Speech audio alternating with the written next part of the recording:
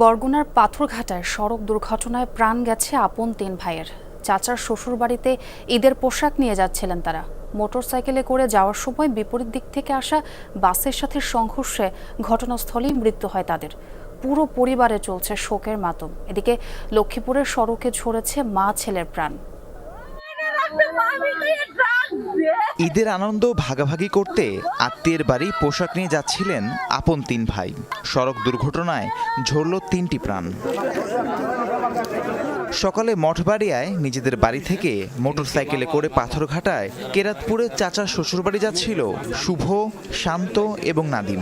সোনার বাংলা এলাকায় পৌঁছালে বিপরীত দিক থেকে আসা ঢাকাগামী রাজীব পরিবহনের একটি বাসের সাথে সংঘর্ষ হয়। ঘটনাস্থলেই মৃত্যু হয় তাদের।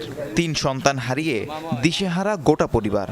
কাপড় চুপুর নাকি কি জানি দিয়ে দেশে, ওইগুলো নিয়ে আইসে সকাল 6টায় পড়ছে বলছে আম্মু এইগুলো নিয়ে যাই বেরিয়ে যাবো। কই দিকে আগুন না এই করে দিকে আগুন ছোটম বাজেন আর পোলার গাড়ি ফের রাত দেওয়া বিকট আকার একটা শব্দ হয়েছে। তারপর দৌড় দিয়ে আসার পর দেখতেছি এরকম আপনার ডেড বডি পড়ে রয়েছে, কিন্তু আপনার গাড়িতে 2 জন পাইছি। এই 2 জন আবার ধরে আমরা স্কুলের ভিতরে রেখে দিয়েছি, আর ড্রাইভার পাই নাই। সাভার নবীনগরে একটি পোশাক কারখানায় কাজ করত শুভ, বাকি 2 ভাই শিক্ষার্থী। দুর্ঘটনার পর বাসের হেল্পার ও সুপারভাইজারকে আটক করে পুলিশে দেয় স্থানীয় জনতা, তবে পালিয়ে যায় বাস চালক। একই মোটরসাইকেলে 3 ভাই, আপন 3 ভাই, ওরা কেরাতপুরের দিকে যাইতেছিল। তো মুখোমুখি সংঘর্ষ, 3 ভাই স্পট ডেথ।